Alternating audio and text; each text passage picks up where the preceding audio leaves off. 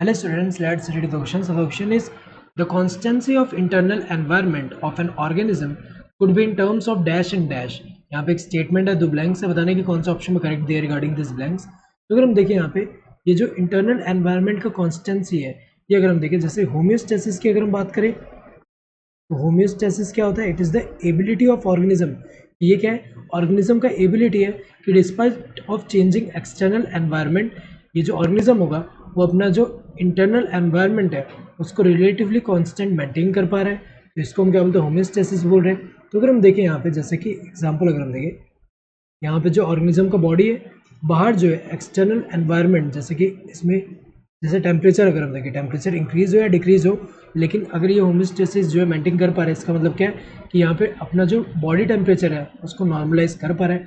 Increase हुआ तो उसको डिक्रीज करके नॉर्मलाइज कर देगा, अगर बाहर डिक्रीज हुआ तो ये अंदर जो है ये इसको इंक्रीज करके नॉर्मलाइज कर देगा.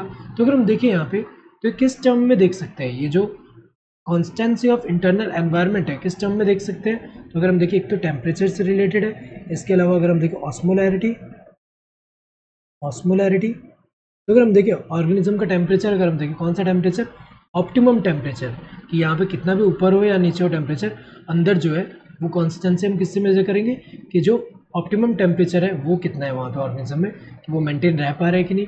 दूसरा ऑस्मोलैरिटी के हिसाब से अगर हम देखें तो ऑर्गेनिज्म का जो ऑस्मोटिक कंसंट्रेशन है बॉडी फ्लूइड का वो जो है मेंटेन रह पा रहा है कि नहीं, उससे हम देखेंगे. तो अगर हम देखें यहाँ पे किसके टर्म में लिखेंगे? टेम्परेचर के लिए अगर हम देखें यहाँ पे ऑप्टिमम टेम्परेचर, तो ऑप्टिमम टेम्परेचर में क्या होगा? जो biochemical reactions and physiological function जो है वो मैक्सिमम एफिशिएंसी से होगा. तो ऑप्टिमम टेम्परेचर. और दूसरा अगर हम देखें यहाँ पे osmotic concentration of body fluid. तो अगर हम देखें यहाँ पे तो ये भी अगर मेंटेन रहेगा तो इस हिसाब से देख सकते हैं. तो अगर हम देखिए कॉन्स्टेंसी ऑफ इंटरनल एनवायरनमेंट जो है इसको किसमें हम देख सकते हैं? यहाँ पे ऑप्टिमम टेम्परेचर और osmotic concentration of body fluids. यहाँ अगर हम देखें क्रिटिकल टेम्परेचर दिया है तो ये तो गलत है, यहाँ पे ये तो गलत है. और यहाँ osmotic concentration of body fluid सही है, लेकिन ये क्रिटिकल टेम्परेचर दे दिया है. Optimum temperature and osmotic concentration of body fluid ये जो है ये सही दिया हुआ है यहाँ पे. Optimum amount of body mass and osmotic concentration of body fluid ये तो गलत दिया हुआ है, इससे तो हम नहीं कर पा रहे, ये वाला गलत है, ये नीचे वाला सही है. Optimal temperature and diffuser concentration of body fluid ये तो गलत है, यहाँ पे ऐसा तो नहीं है यहाँ पे.